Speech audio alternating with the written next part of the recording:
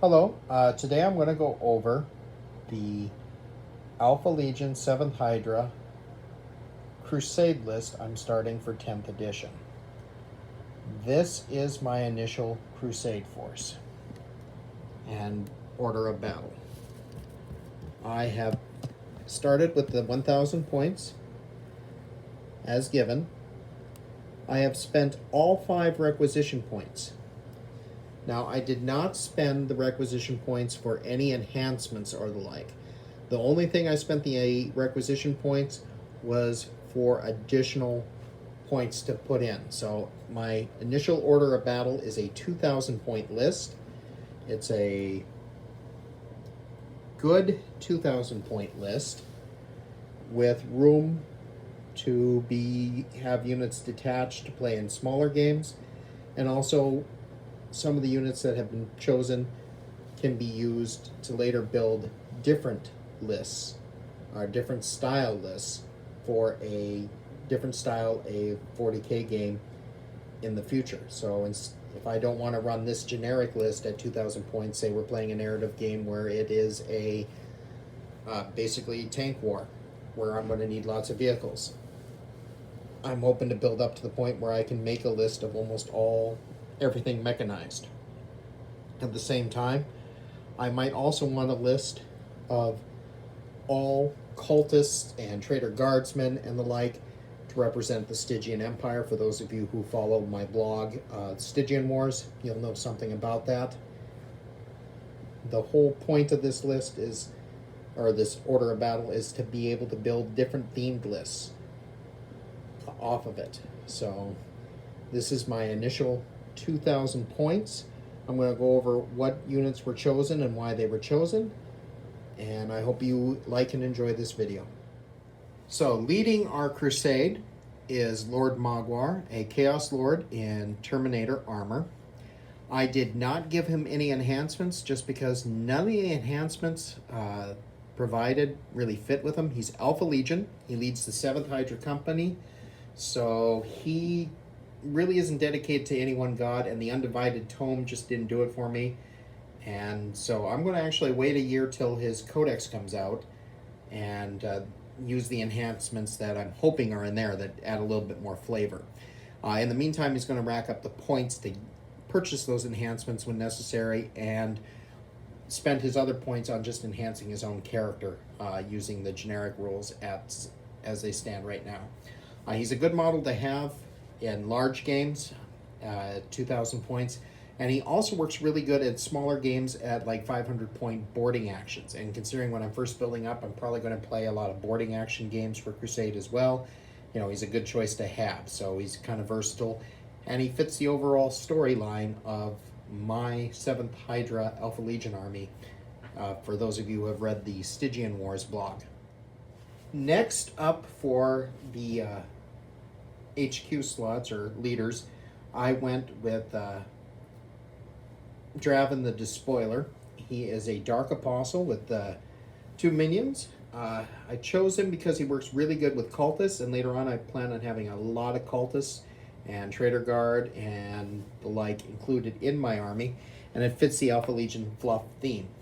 So he is very versatile. He'll work in a couple different lists. He also works really good at small point levels, and I believe he's actually considered an HQ for combat patrol if I decide to do a combat patrol. So he's a good versatile leader. I could have given him the Undivided upgrade, considering it is a tome, and he is holding a tome, but I spent all my points on the first 2,000 points, so I'm going to wait, and I probably am going to upgrade him with the tome later. Next unit we have is a full up unit of accursed cultists known as the Morlocks.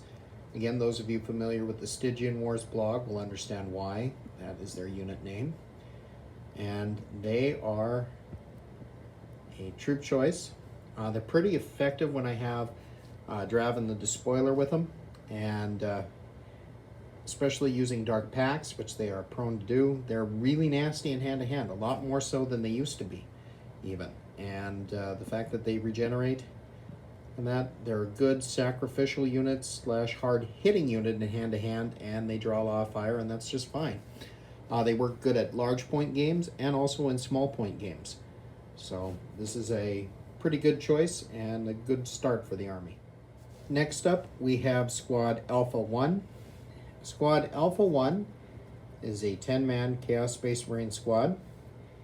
It has a plasma gun, the icon of Undivided, as well as a champion with a plasma pistol and a cursed weapon, and of course the big chain gun. Using dark packs, this unit does fairly well and is a good unit to use. It can be useful in boarding action, although since it's geared for shooting, it's not quite as good in boarding action, but it's good for combat patrols and other smaller size games, as well as fitting in perfectly with large scale games. Next, we have Squad Alpha 2. It is led again by an aspiring champion with a plasma pistol and a cursed weapon. For its special weapon, it actually has a flamethrower. And this 10-man Chaos Space Marine squad also has a heavy chain axe. And this is a good unit at large-scale games. It's also a very good unit at small-scale games. And for boarding action, you can break it down into 2 5-man squads that operate, so it is ideal for boarding actions. At least in my opinion, just because boarding actions tend to have a lot of very brutal close combat very quickly in the game. Next, we have the Serpent Guard, a 5-man Chaos Space Marine Terminator squad with 2 combi bolters, 2 twin link bolters, a heavy flamer, 2 power fists, 1 chain fist, and 2 sets of accursed weapons as well. This unit is a bodyguard unit for Lord Maguire and larger point games. However, they also work really good in smaller boarding action games as an elite strike force. If you're going to go more for hard-hitting smaller numbers in boarding action instead of tons of cultists and the like, very good unit. It should earn its points back and gain experience very rapidly. I tend to see a lot of use out of this unit. And finishing off our troops in our initial 2,000 points, we have the first Stygian squad, Stygian 1. This is a group of 20 cultists with 2 heavy stubbers and the rest with autoguns. So they are fairly effective for their points, especially when you throw in dark packs that they can take and the ability to throw out lethal hits. So they're a fairly solid choice. They are cannon fodder, however, and the Alpha Legion will continue to use them as such. But they work good at low-level patrols style games, and they work well in large-scale games. They also form a good basis for an additional list if I want to start running nothing but cultists with a minimal marine presence, as in a Stygian Empire list with just cultists, traitor guardsmen, and that with Alpha Legion advisors. Similar to the old Lost and the Damned, I'm going to be able to do this, and this will give me a good start to be able to do that off of my main battle roster. Next on the list is the first Venom Crawler. This is a pretty good unit, again, at both point levels, and a pretty effective unit. You can also use it for a Dark Mechanicus list, as well as to augment the Alpha Legion, or actually as the demonic engine backup to an all Stygian list of cultists and the like. The model plays fairly well in the games, especially when you dark packed it. Its ability to increase the number of attacks it gets after it finishes off a unit is nothing to be sneezed at. In fact, the Venom Crawler has been so effective in the list or so far, and also is just such a cool model, that we actually do have 2 of them in the initial 2,000 points to operate. So I can alternate which one is in use. If one gets dinged up and I don't want to spend the requisition point to fix it right away, I can substitute it with this one. Next, we have Rhino Alpha One. Rhino Alpha One has a combi bolter and a havoc launcher.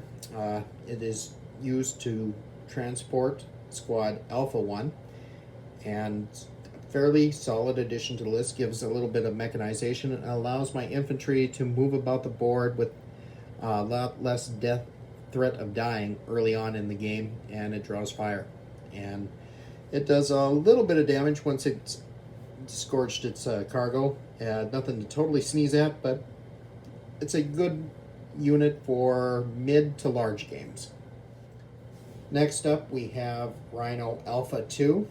Rhino Alpha 2 carries about Squad Alpha 1, or sorry, Alpha 2, as the name suggests. It also has a combi bolter and a Havoc missile launcher. Again, this is more a model for mid to higher level games. I don't foresee using them in low level games of under 500 points, but it's a good addition to the list. Then we have our Vindicator Death Roller. Vindicators are very, very, very good, especially with Dark Pact. I typically, when I Dark Pact it, I go with sustained fire rather than lethal hits, just because an additional Vindicator Demolisher Cannon hit is way more damaging generally than just a lethal hit. This also has the combi weapon, and it's a solid addition to the list. It is actually quite a workhorse. I am surprised at how good Vindicators have become in this new edition, and I'm actually pleasantly surprised. I typically used to run 2 or 3 of them in like 5th, and I think you're going to see more and more Vindicators hitting the table. And last but by no means least, we have a Land Raider. The Land Raider is for hauling around Lord Maguire along with his Terminators. I use it in higher level point games, not mid-level games or lower. It's only for 2,000 points and the like. With its ability, with its las cannons, transport, and the ability to provide a Terminator assault where and when I choose, it's just too good a model to pass up, and it's a good addition early on. Just in case I end up playing a 2,000 point game right away, I have the models I want. And this is the list, all told, and I hope you've enjoyed this video. If you have, please hit like and subscribe below. Again, this is the initial battle order of battle. I'll be adding more units as I get games of Crusade in, and with these new units that will be added in, I'll be able to form different styles of lists than this generic, I call this the generic Chaos Alpha Legion list here. I've got a couple other lists I want to build and play later that are variations off of this, and I want to be able to pick and choose which list I play in Crusade. So I'm going to be trying to get games in order to build up a large order of battle so I can pick and choose and have different armies for different style games of 40k. Again, thank you for watching. If you have liked this video, please hit like and subscribe down below. Thank you.